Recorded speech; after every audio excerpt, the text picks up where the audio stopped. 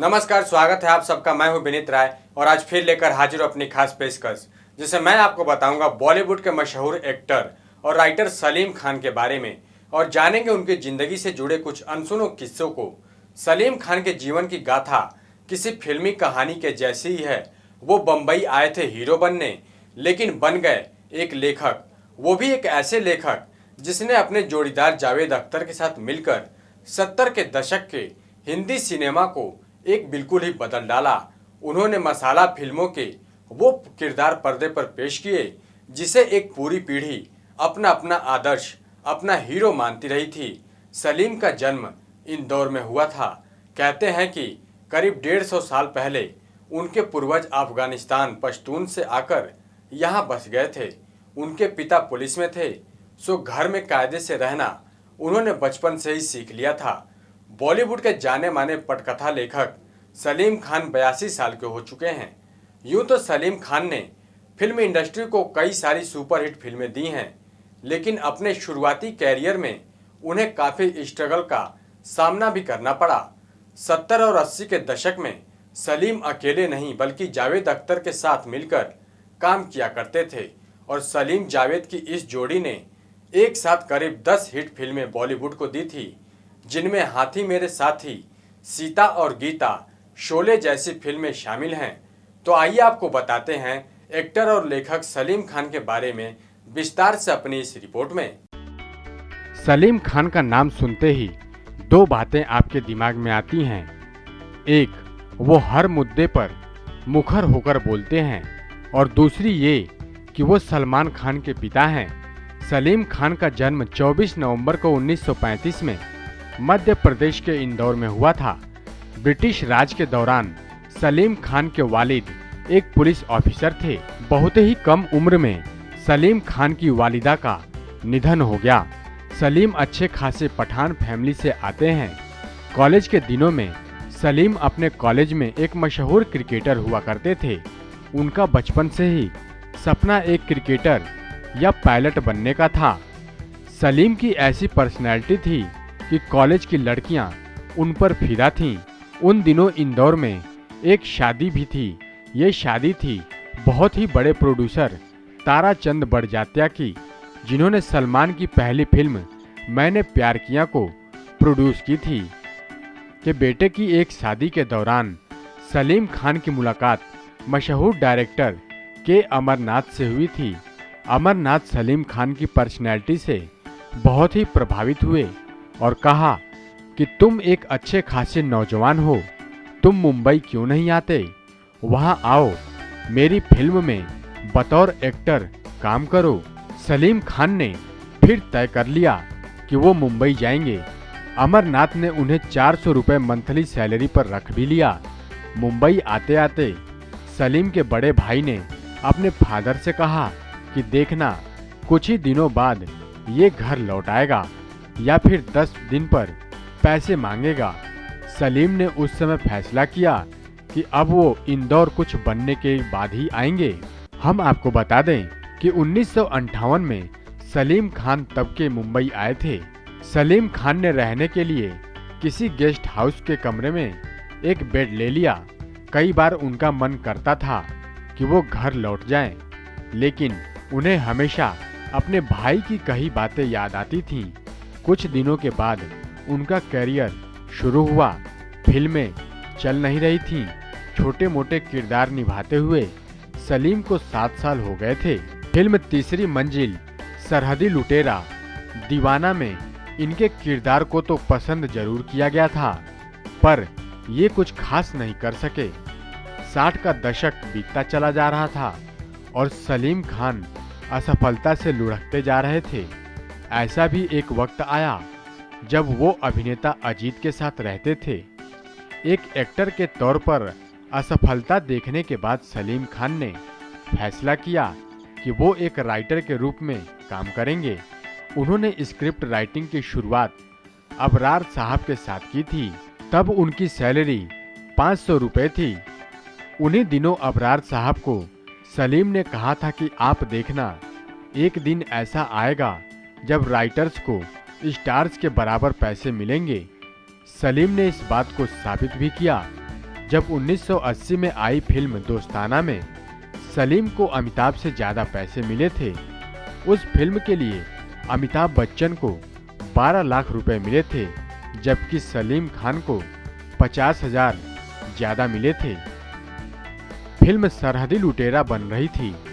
सलीम उस फिल्म में हीरो थे। जावेद अख्तर उस फिल्म को असिस्ट कर रहे थे। वहीं उन दोनों की पहली मुलाकात भी हुई थी। उससे पहले दोनों की कोई जान पहचान नहीं थी, लेकिन उस फिल्म के बाद दोनों अच्छे दोस्त बन गए थे। फिर दोनों ने पार्टनरशिप शुरू कर दी थी। सलीम जावेद तकरीबन 12 साल तक एक दूसरे के साथ काम करते रहे, जिसमें उन्होंने एक से बढ़कर एक फिल्में दी, जिनमें वो फिल्में थीं सीता और गीता, हाथी मेरे साथी, यादों की बारात, जंजीर, हाथ की सफाई, दीवार, शोले, क्रांति, त्रिशूल, जमाना, मिस्टर इंडिया। हिंदी फिल्मों के जरिए सलीम जावेद ने न सिर्फ नाम कमाया, बल्कि दूसरे स्क्रिप्ट राइटर्स को भी एक पहचान दिलाई। हम आपको बता दें कि इससे पहले राइटर्स के नाम स्क्रीन पर यूं नहीं आते थे। हिंदुस्तान में स्क्रीन प्ले लिखने की अलग शुरुआत की थी सलीम जावेद ने। एक दौर था कि ये जोड़ी फिल्म रिजेक्ट करती थी तो इनका मार्केट रेट बढ़ जाता था। लोग इसका श्रेय सलीम को देते थे। वो कहते थे कि ये बिजनेस माइंड सलीम का है। 1982 के बाद दोनों अलग हो गए। तब लोगों ने पूछा कि आप दोनों की जोड़ी क्यों टूटी। इस पर सलीम ने कहा था कि हर चीज की एक एक्सपायरी डेट होती है और हमारी पार्टनरशिप की एक्सपायरी डेट एक्सपायर हो चुकी है। उसके बाद सलीम खान ने एक जबरदस्त स्क्रिप्ट तैयार की। वो स्क्रिप्ट एक शानदार फिल्म बनकर पर्दे पर आई और उस फिल्म का नाम था नाम, जिसे जनता ने खूब पसंद किया था। बॉलीवुड में सलीम खान की फैमिली सबसे चर्चित फैमिलीज में से एक है। यूं तो सलीम खान के परिवार के ज्यादातर मेंबर्स फिल्म इंडस्ट्री में एक्टिव हैं, लेकिन उनके परिवार के कुछ मेंबर्स ऐसे भी हैं जो कि पर्दे के पीछे ही रहते हैं। आपको बता दें कि सलीम खान ने 2 शादियां की है। पहली शादी सुशीला चरक से हुई थी। सुशीला के घर का नाम सलमा है। दूसरी शादी जानी मानी डांसर हेलेन से की। तीनों बेटे सलमान, अरबाज, सोहेल एक साथ रहते हैं। अरबाज ने पंजाबी क्रिश्चियन मलाइका अरोड़ा से शादी की तो सोहेल ने सीमा सचदेव से। बेटी अलविरा खान ने अतुल अग्निहोत्री से। आपको बता दें कि सलीम ने अर्पिता नाम की एक हिंदू लड़की को भी गोद लिया, जिसकी शादी पिछले साल आयुष शर्मा से हुई है।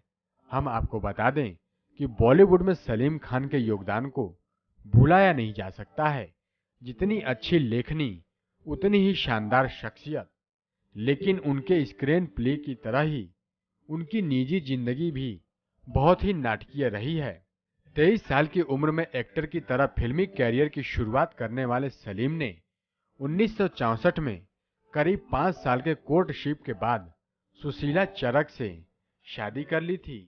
बाद में सुशीला सलमा खान बन गईं। उनकी जिंदगी में नया मोड़ तब आया जब लगभग उसी समय सलीम को उस जमाने की मशहूर कैबरे डांसर हेलेन से प्यार हो गया।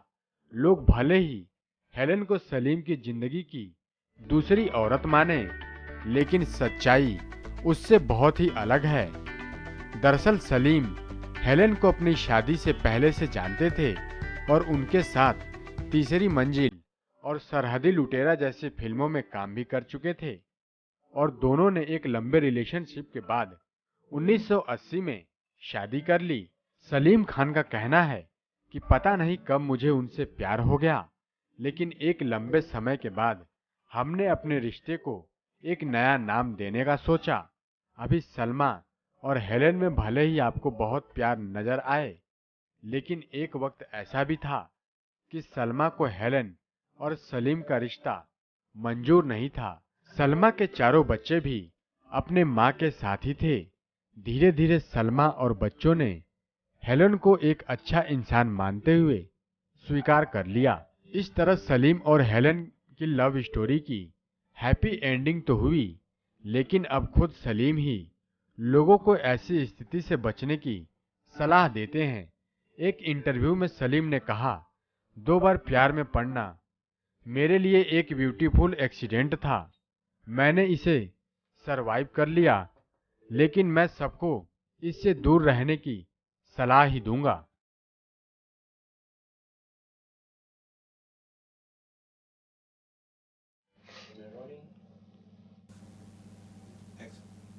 बॉलीवुड के मशहूर राइटर और एक्टर सलमान खान के पिता सलीम खान का 24 नवंबर को जन्मदिन था। सलीम खान को लेखन का खास शौक नहीं था, लेकिन वो अपने दोस्तों के लिए लव लेटर लिखा करते थे और वहीं से उनकी लेखनी का सफर शुरू हुआ। बॉलीवुड के महानायक कहे जाने वाले एक्टर अमिताभ बच्चन को उन्होंने ही सुपरस्टार बनाया है और 70 और 80 के दशक में सलीम खान और जावेद अख्तर की जोड़ी सबसे ज्यादा मेहनताना पाने वाली लेखक जोड़ी थी। दोनों ने यादों की बारात, जंजीर, मजबूर, हाथ की सफाई, दीवार और शोले जैसी कई सारी फिल्में की कहानी लिखी है।